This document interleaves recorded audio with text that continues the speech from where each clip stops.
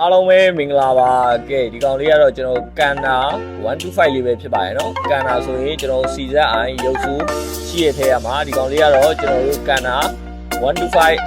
R ဘိန်းလေးပဲဖြစ်ပါရဲ့เนาะကျွန်တော်တို့ဒီကောင်လေးက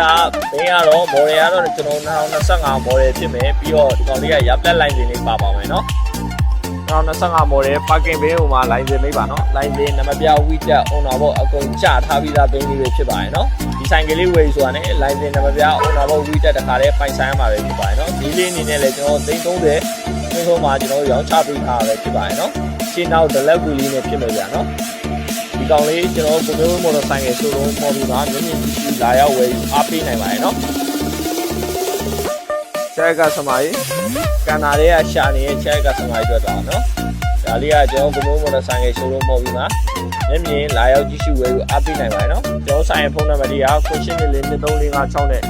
3994446333ပဲဖြစ်ပါရဲ့เนาะဒီဝေးရဲ့ညီကိုမိတ်ဆွေများအနေဖြင့်လည်းဆိုင်ကယ်လေးဝယ်မယ်ဆိုရင်ကျွန်တော် Viber Video ကြည့်ရှုဝယ်ပြီးမှအားပေးပါလို့ညီကိုများကိုအထူးမေတ္တာရက်ခံပါတယ်เนาะအားလုံးကိုကျေးဇူးတင်ရှိပါတယ်ခင်ဗျာ